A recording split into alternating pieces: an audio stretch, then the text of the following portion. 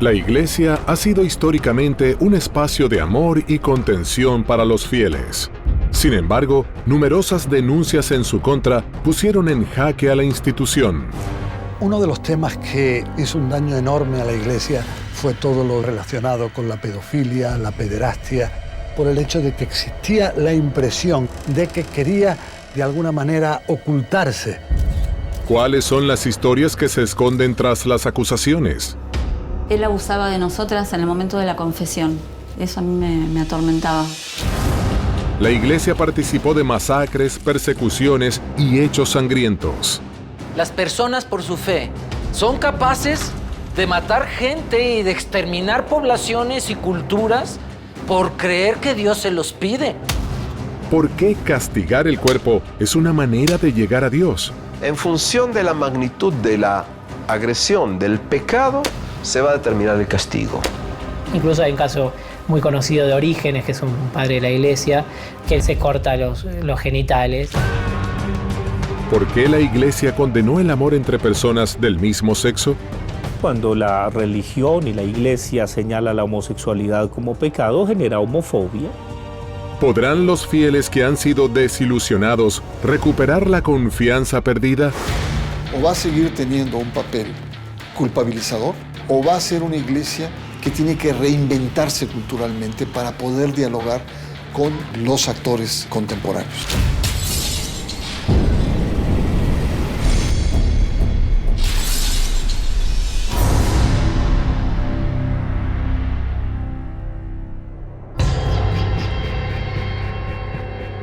Para los fieles, el sacerdote es un representante de Dios al que acuden en los momentos difíciles. Es el intermediario con Dios y que por lo tanto es un estamento que tiene ciertos privilegios que la sociedad le rinde culto. El sacerdote es una persona que dedica su vida a Dios y que por lo tanto es especial. Para el Nuevo Testamento, como dice la carta de los Hebreos, es aquel que prolonga el sacrificio de Cristo en el sacrificio mismo de la liturgia, pero en su vida. En historias en América Latina, el sacerdote ha sido un actor que ha tenido una gran incidencia en la vida cultural, pero también como una autoridad moral, como una autoridad de poder también. En los pueblos de toda América Latina estaba el representante del gobierno, pero también estaba el cura, que era como el contrapeso. Y el cura era el valor y el peso de lo ético, de lo moral, frente al mundo de lo jurídico y del poder político. Yo tengo que confesar como sacerdote que lo más impresionante de mi ministerio es eso, es sentarse en un confesionario y empezar a aprender a recibir en el corazón dolores de personas que después uno puede llevar a Jesús. Y es lo más bonito, yo creo, del sacerdocio, poder ser el padre que abraza la persona, el hijo que sufre, poder acoger en el corazón los dolores de los demás, de los otros, y tener una respuesta concreta, que es Jesús mismo. El abuso, sobre todo en el entendido más contemporáneo que hemos tenido, ha sido el abuso de poder. Ha sido el abuso de la representación, que significa en este caso el rol del clero, que nos remite a los roles diferenciados que hay.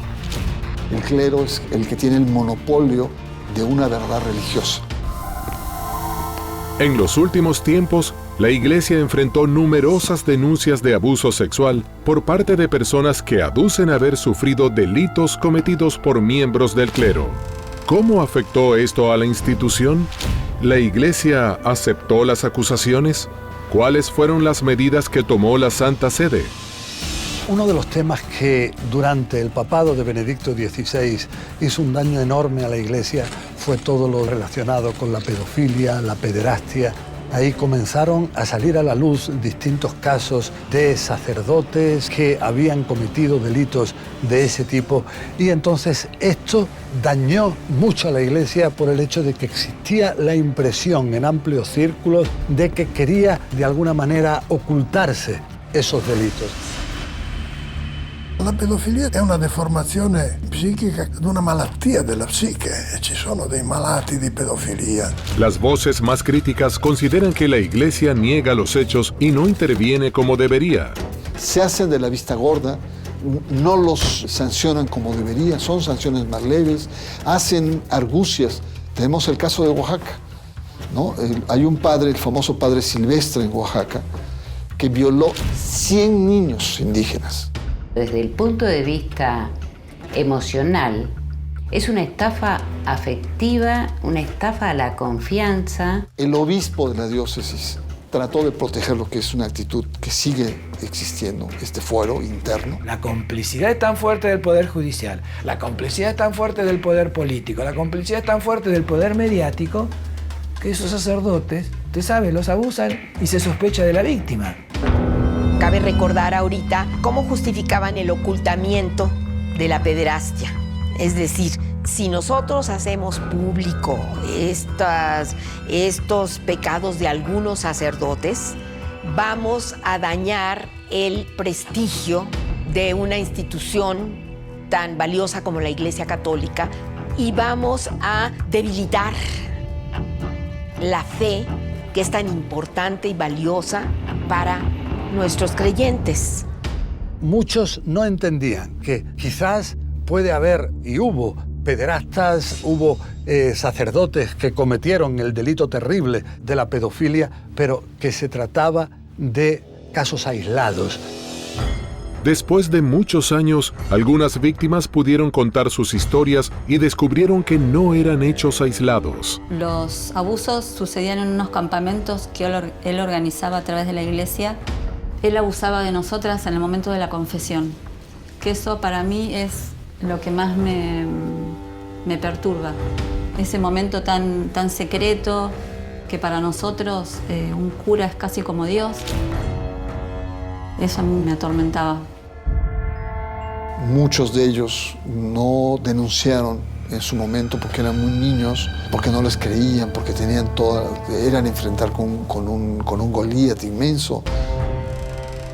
Las víctimas, sobre todo en los últimos años, han tenido mayor valentía. Cuando se encuentran los y las sobrevivientes de abuso eclesiástico, el primer contacto es como que se encontraran aquellos niños abusados. Encontré más de 30 personas, adultas ya, que fueron abusadas. Hombres también. Lo que pasa es que muchos no se animan todavía a hablar ni a dar su nombre. Muchas de las familias de ellas mismas no saben de los abusos. Entonces es muy difícil. ¿Qué medidas tomó la Iglesia ante las denuncias surgidas en las diferentes diócesis del mundo? Los obispos de Estados Unidos ordenaron un estudio profundo sobre la relación entre el celibato y los abusos. Encontraron una sorpresa. No tienen nada que ver. El lugar donde se cometen más abusos es dentro de las familias, con el padrastro de los hijos, con el profesor de los hijos, con los tíos, que son personas que no viven el celibato. ¿Es posible condenar a toda una institución por la obra de un hombre? La situación cambió radicalmente cuando los papas comenzaron a reunirse con las víctimas. Benedicto XVI se reunió con víctimas en muchos de sus viajes. Francisco quiso que muchas de estas víctimas de abuso lo visitaran a Casa Santa Marta, se reunió con ellas a solas y sobre todo pidió perdón por los abusos y pidió perdón por las veces en que los pastores, los obispos no han hecho lo suficiente. Hay personas que escinden o dividen lo que es la fe de lo que ha sido ese cura y la institución y con qué deben enfrentarse. Nuestra lucha es contra quienes cometen estos delitos aberrantes que son los curas y las monjas abusadores. No es contra la fe, no es contra las personas que tienen la fe en la religión católica. ¿Qué dejaron en evidencia estos episodios vividos en el interior del clero? Lo interesante aquí es que la pederastia ha exhibido que la Iglesia es como cualquier otra institución, como los colegios, como los militares, como los partidos políticos. Es una institución humana que de sacra no tiene nada, sino es como cualquier organización humana. que los papas, tanto Juan Pablo II como Francisco, sepan que estas cosas suceden y que dicen que van a ser, que cero, no hay tolerancia, que tolerancia cero, y los curas que abusaron de nosotros siguen en contacto con niños. Son situaciones dramáticas todas y cada una. No hay una que sea peor que otra. Todas son terribles. ¿Cómo se vivieron estas denuncias en el seno de la Iglesia?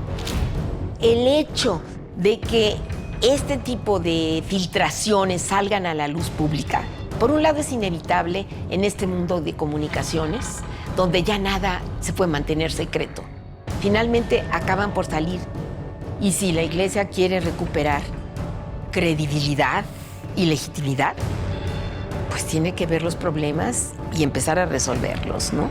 Porque mientras se tapan, se convierten en una olla de presión. Creo que el tema de la pederastia es un tema clave contemporáneo porque ha colocado a la Iglesia en una tesitura de una estructura secular. Anteriormente se veía como una sociedad perfecta, que tenía que ser luz y faro frente a la sociedad y la cultura secular pecaminosa. No, hoy la Iglesia se descubre a sí misma come una struttura di potere e del peccato. Papa Francesco è stato anche molto concreto nel combattere gli abusi sessuali. È il primo Papa che ha processato un nunzio, un ambasciatore vaticano, perché a Santo Domingo aveva commesso degli abusi sessuali e lo ha degradato. ¿Cuál es la postura de la Iglesia frente a la agresión física? ¿Por qué muchos devotos deciden sufrir y lastimar su cuerpo para acercarse a Dios? ¿Hasta dónde son capaces de llegar los fieles en busca del perdón?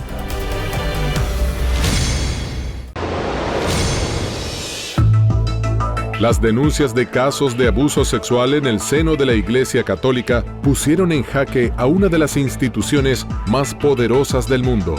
Para muchos estudiosos, la postura de la Iglesia provocó el alejamiento de los fieles y estableció una feroz lucha en el interior de la curia. ¿Por qué en algún momento se consideró que el cuerpo debía ser castigado? ¿Por qué tantos hombres y mujeres eligen conductas extremas? ¿Cuál es el límite entre la devoción y la agresión física? Lo que es pecado ha ido variando a lo largo de la historia de la Iglesia. ¿Quién decide lo que es pecado?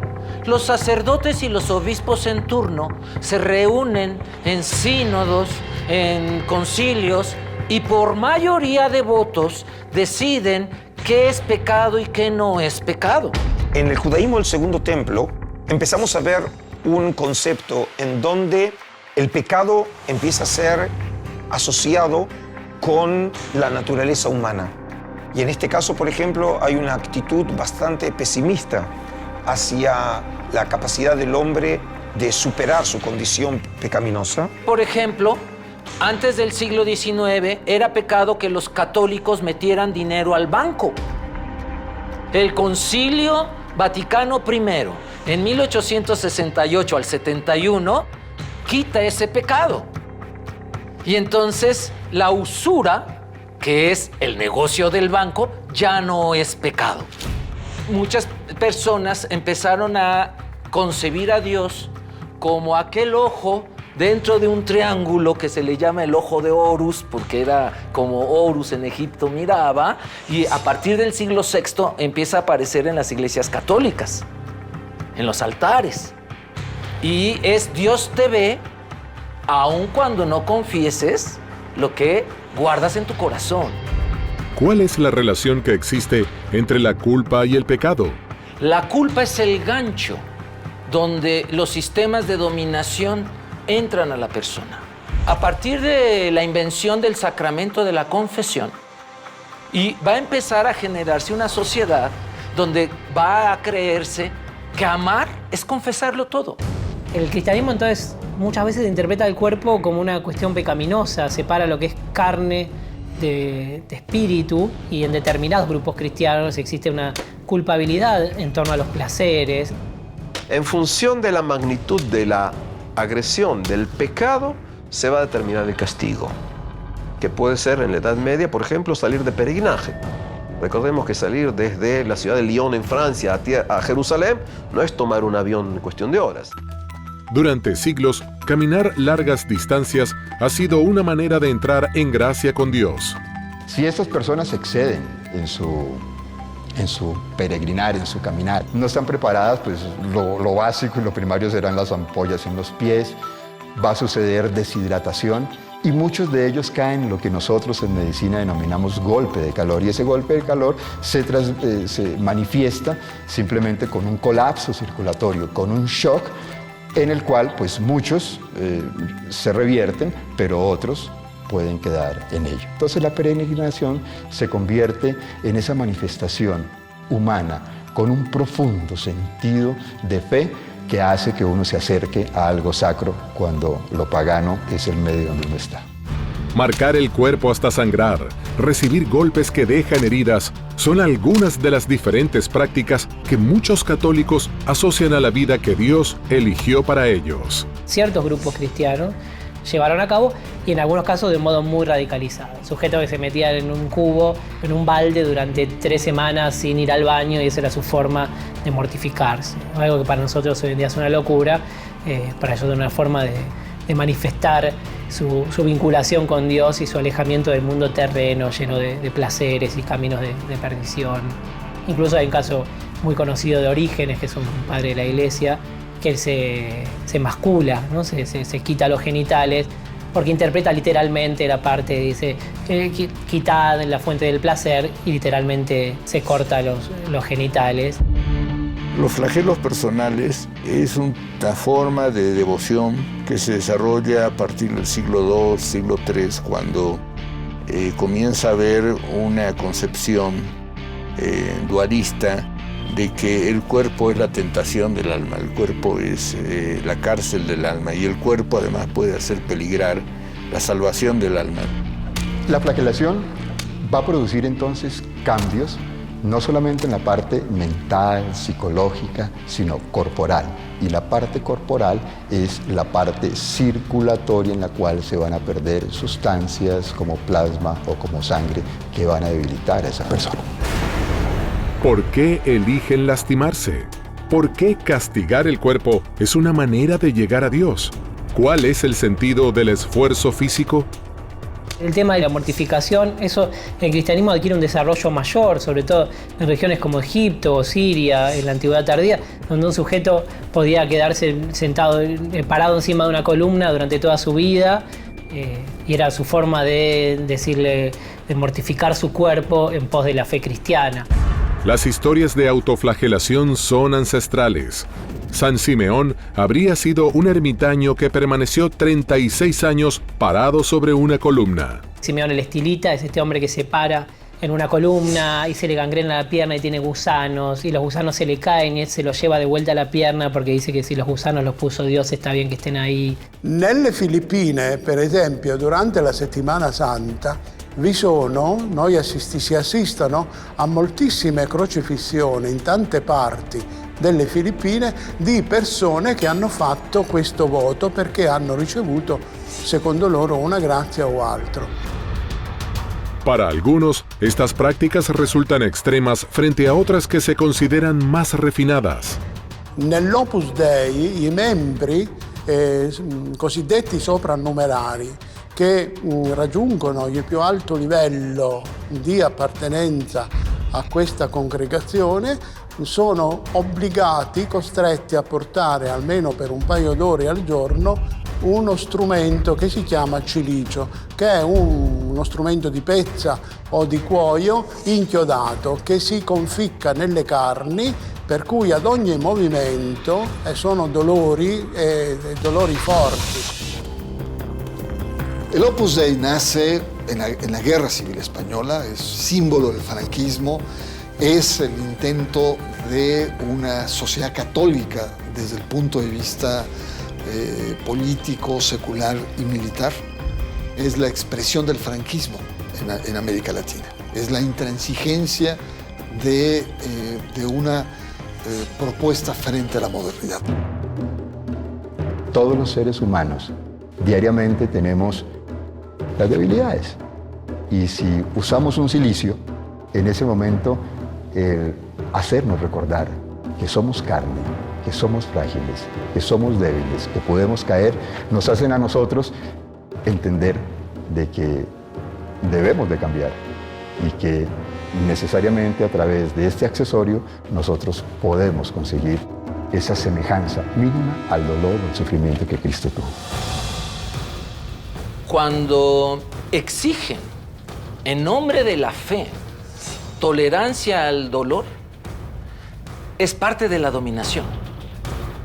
Es decir, yo necesito construir la culpa en la persona que quiero que aguante el dolor para que soporte el chantaje emocional del dominador. Si se le pide tolerancia a la víctima, se hace uno cómplice del dominador. Yo pienso que la tolerancia humana hacia el dolor surge de darle sentido a ese dolor. No se sufre a lo tonto o sin sentido. Se sufre con un objetivo. Si no hay ese objetivo, creo que la tolerancia al dolor es muy poca. Incluso para quien se aguanta mucho dolor en esta vida, es con la promesa de que con la muerte viene el premio de que se acaba el dolor. A través de su historia, la Iglesia participó de masacres, persecuciones y hechos sangrientos. ¿Hizo abuso de su poder político?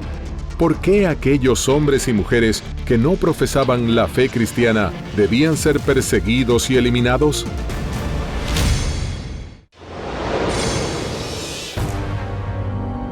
A través de los siglos, la Inquisición aplicó la violencia y persiguió a quienes negaban la existencia de Dios. ¿Cuál es el uso que la Iglesia realizó de su poder político? ¿Por qué debía ser juzgado todo aquel que pensaba diferente? La gente, las personas por su fe, son capaces hasta de matar y creer que con eso están agradando a Dios. Son capaces de matar gente y de exterminar poblaciones y culturas por creer que Dios se los pide. La Santa Inquisición comienza con lo que se llama la Santa Inquisición Episcopal, que tiene que ver con cuestiones regionales y locales, ¿no? Básicamente para combatir la herejía cátara que se da en el sur de Francia, en esa hermosa zona que va de Toulouse, Carcassonne, Albi, y tiene que ver con una visión muy cristiana del Evangelio, donde se plantea que hay dos mundos. El mundo está dividido en dos poderes, el poder satánico, que es el mundo material, de las cosas materiales y del poder, el mundo celestial. Para 1250, a mediados del siglo XIII, la Inquisición va a adquirir un carácter más oficial y se va a incorporar la tortura. ¿Qué buscaba la Iglesia durante la Inquisición? ¿Por qué muchos historiadores consideran que intentaba controlar a la sociedad de la época? En realidad la Inquisición debe ser visto como un mecanismo de control social más amplio, no es solo la persecución de los judíos. Cualquier cristiano que blasfemaba, que tenía una actitud sacrílega contra Dios, también era perseguido por la Inquisición. Ahora, en el caso del judaísmo, fue un fenómeno bastante difundido porque implicó el control de una población que había sido convertida y que nominalmente era cristiana, lo que llevó a estos, que pasan la historia como marranos o conversos, a una situación muy incómoda porque no eran judíos, eran cristianos, pero para la Iglesia, para la Inquisición, eran considerados miembros sospechosos, siempre pasibles de judaizar, de volver a su antigua fe. Los fanáticos son capaces de creer que su visión es la única y que los demás están mal, lo de ellos es lo sagrado, lo de los demás es lo profano y tienen derecho a destruirlo. Siempre la lógica de estos inquisidores era que era para salvar el alma de ese sujeto. Eso es lo peligroso que a veces puede tener una fe, que es que en nombre de salvar al otro yo lo puedo matar. En el siglo IV, la Inquisición persiguió a quienes consideró herejes por tener relaciones sexuales con personas de su mismo sexo. Siglo IV, ya la Inquisición de Teodosio ordenaba muerte a los hombres afeminados o mujeriles. Cuando en la Santa Inquisición, en el siglo XIII, ya es dominante una idea cristiana más homofóbica y lesbofóbica, queda con la Santa Inquisición la persecución a homosexuales y lesbianas que hoy conocemos. Con la quema de brujas también vino quema de homosexuales y lesbianas. Durante años, en Italia, los homosexuales debieron ocultarse para evitar la persecución de los inquisidores. Los homosexuales en Florencia se organizaron en contra de Savonarola, por ejemplo. Los homosexuales construyeron un bar, hotel, que se llamaba en italiano Il Buco, que era un refugio para homosexuales cada vez que ganaba la Inquisición. Ahí los metían, tenían túneles, ahí los escondían y esperando a que vinieran tiempos mejores, menos homofóbicos, para que pudieran salir a la luz. ¿Qué ha aprendido la Iglesia de su propia historia? ¿Qué movimiento se está dando en la Iglesia en busca de la igualdad de género? Las teologías de género están provocando una reflexión muy interesante desde la religión. Una postura desde las iglesias para abrir espacios para que estas personas también puedan sentirse incluidas. En un primer momento fue un espacio para que las mujeres nos sintiéramos incluidas y formáramos parte de los liderazgos dentro de la iglesia. Y después se abre hacia toda esa diversidad sexual. ¿Por qué la Iglesia cuestiona el amor entre personas del mismo sexo? ¿Existen textos bíblicos que mencionen el vínculo homosexual?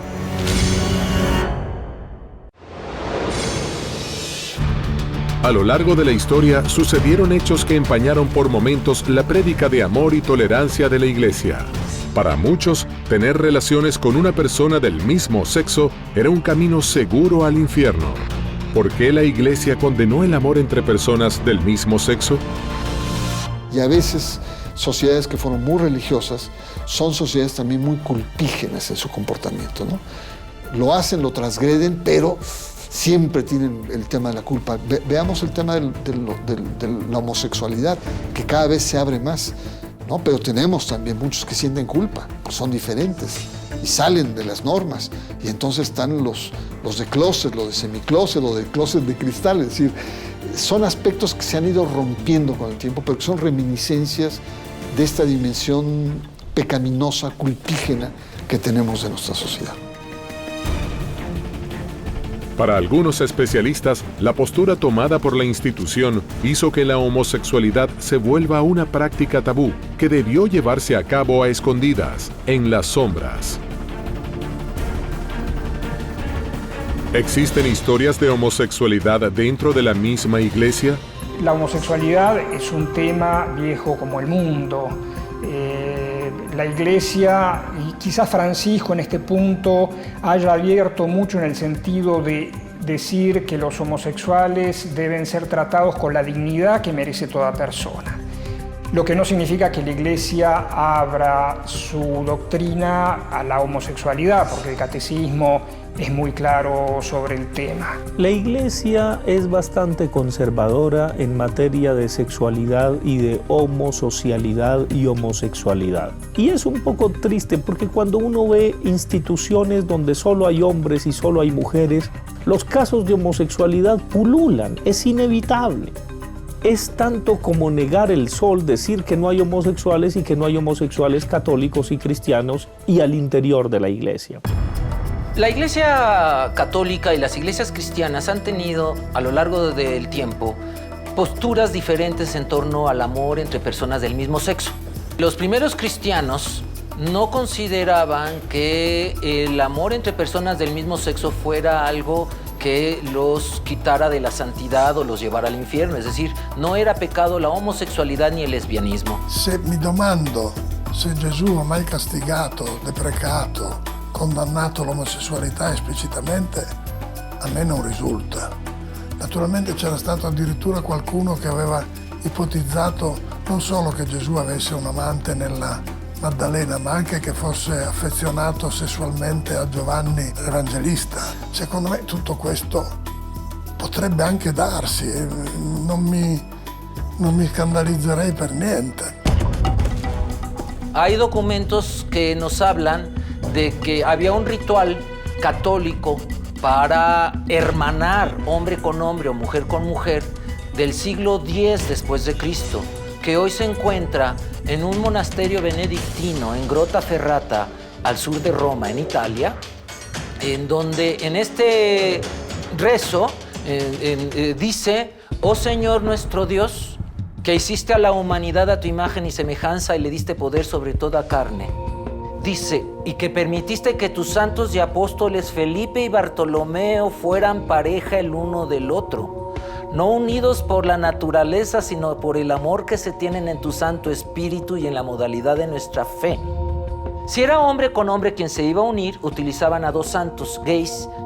Y tú que permitiste que San Sergio y San Baco se hicieran pareja el uno del otro, y utiliza la palabra en griego pareja, gamos. No hay duda de a qué se refiere. Si eran mujeres, se utilizaba, aparte de los dos apóstoles, Felipe y Bartolomeo, a dos santas lesbianas. Tú que permitiste que Santa Perpetua se hiciera pareja de Santa Felicitas. La divinidad es perfecta. La divinidad no se equivoca. Y esos seres humanos no los hizo Dios por error, ni son un error de la divinidad. Para mí deben de ser acogidos como hijos y hijas de Dios. Lo mismo.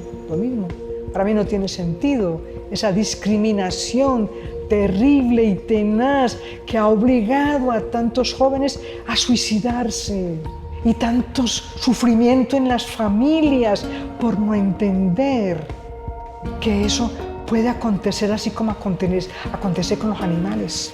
Dios cambió de opinión 200 años después. 200 años después hacen pecador al homosexual penetrador en la Inquisición de Justiniano en el siglo VI. En el siglo VI arreció la persecución a homosexuales y poco a poco se fue viendo como una práctica sexual totalmente pagana que buscaba el placer y el orgasmo, porque al no buscar la procreación no tenía sentido ese acto sexual. Los estudiosos de la teología de género buscan un nuevo enfoque de la sexualidad. ¿Cuánto influirá su mirada en los cambios de los próximos años? Indudablemente, cuando la religión y la iglesia señala la homosexualidad como pecado, genera homofobia, genera repulsión hacia los homosexuales, genera persecución hacia los homosexuales, pero debo señalar que la Iglesia en sus últimos catecismos y pastorales ha revaluado esto. Y de la misma manera que la ciencia ya no considera la homosexualidad como una enfermedad, la Iglesia de tiempo atrás, en los últimos años, empieza a revaluar la idea de pecado, porque el pecado ya no es hacer esto o aquello, sino que el pecado es aquello que nos separa de Dios, del otro o de lo otro. La posición de la Iglesia frente a los homosexuales es de acogerles porque son hombres, y para entender bien esto es muy importante distinguir la disposición que tienen los homosexuales, el deseo que tienen de su actuación y su ser. No son pecadoras por ser homosexuales. Lo que nos ha enseñado Cristo es que todo hombre lleva el bien y es un misterio. Nadie puede juzgar a un hombre en cuanto hombre. El Vaticano es un Estado. Está formado por seres humanos. Y dentro de estos seres humanos, pues hay una lucha por el poder. Poderes pequeños, medianos o grandes, ¿verdad? Y en estas luchas, pues se toman bandos. Y hay importantes intereses que no comparten, digamos, la visión de la Iglesia y del papel de la Iglesia en el mundo que tiene Francisco. Y eso va a hacer que de todas maneras él, por mantener la unidad de la Iglesia, tendrá que hacer concesiones, ¿no? Levantó muchas esperanzas, por ejemplo, cuando se refirió a los homosexuales, ¿no? Y esa frase que resonó en el mundo, ¿no? ¿Quién soy yo para juzgarlos? Pero, sin embargo, a la hora de las acciones concretas, los cambios son sumamente difíciles. ¿Serán los gestos de Francisco el punto de partida para un cambio en el seno de la Iglesia? Desgraciadamente la Iglesia, aunque siempre ha tratado de estar al día, hay muchas situaciones en las que se ha quedado con un pensamiento, pues quizás de hace algunos siglos, ¿no? Ahorita llega el Papa Francisco y comienza a tratar temas de actualidad, como es la homosexualidad, como es la relación con otras religiones, y realmente está haciendo que la iglesia tenga nuevos aires. Sería importantísimo que los grupos religiosos acepten religiosas y religiosos, varones y mujeres que son homosexuales o lesbianas. ¿Cuál es el problema? Se aman. El tema es cuando cometen delitos. Este es otro tema. Y cuando cometen delitos, resulta que en vez de denunciarlos, hasta hoy, siglo XXI, sigue una larga concepción cultural. Prioricemos a la institución y no a denunciarlo porque esto produce escándalo. ¿Cuál será el futuro de la iglesia? ¿Podrán los fieles que se alejaron volver a tener fe en los representantes de Dios en la tierra?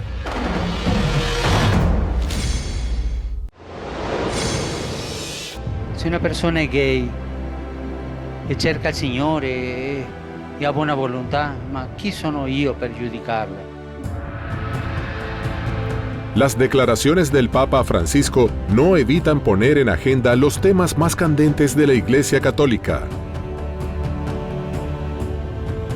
El periodismo internacional incluso se atreve a hablar de una institución renovada. Durante muchas décadas, todo se confiaba a la buena fe y a la buena voluntad de las personas. Todo se confiaba a la buena voluntad de los principales colaboradores del Papa, que no tenían que dar explicaciones a ninguno. Esto es un caldo de cultivo exagerado para el abuso. Poco a poco ha ido creciendo la cultura de la transparencia. Empezó con Juan Pablo II, Benedicto XVI lo intentó y no lo consiguió, y el Papa Francisco, sin duda, será el Papa de la transparencia. ¿Cuáles son las prioridades del Papa Francisco? ¿Incluye en su agenda las temáticas de diversidad sexual? El Papa Francisco está tocando intereses muy poderosos dentro de la Iglesia Católica. Él ha dicho en varios sermones que él espera, antes de concluir su papado, cambiar 3 cosas en la Iglesia.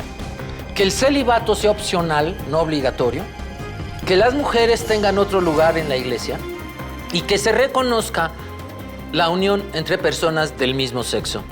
La Chiesa non deve prestarsi a manipolazioni del nome di Dio per motivi politici e condanna ogni fondamentalismo, non solo islamico, ma anche cristiano o di altre religioni, che voglia usare il nome di Dio per la violenza.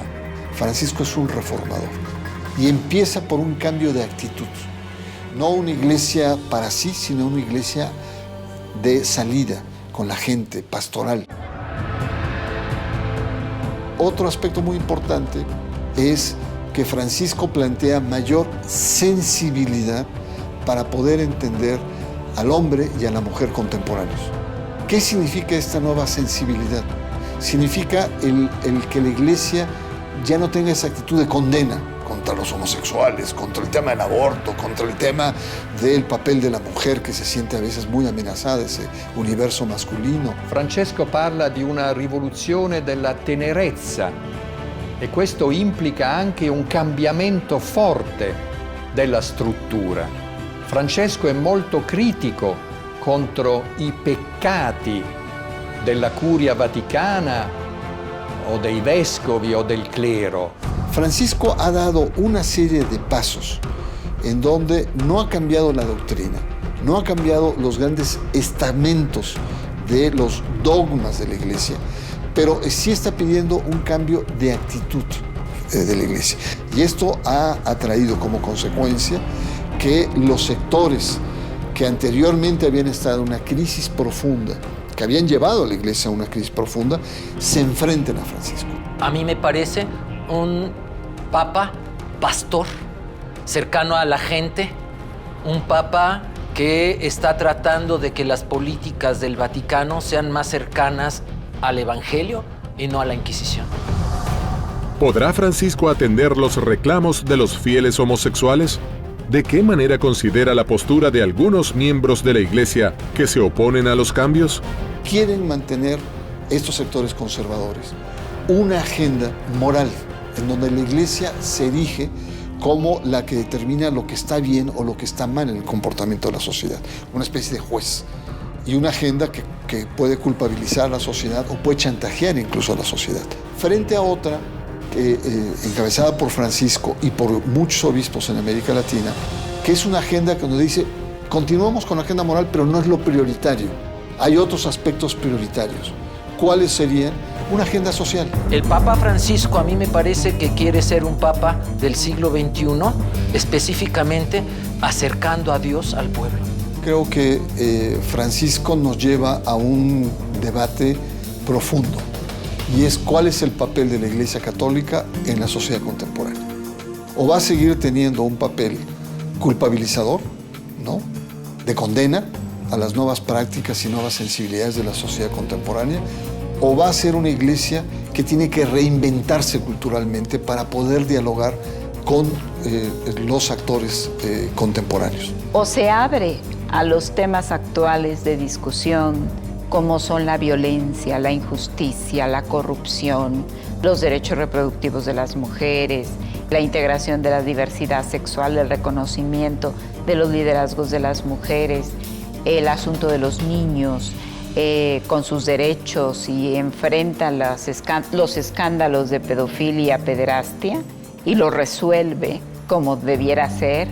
O el futuro de la iglesia será pues cada vez menos miembros, cada vez una iglesia más enmohecida, envejecida, vacía, con muy pocas posibilidades de rehacerse en su credibilidad.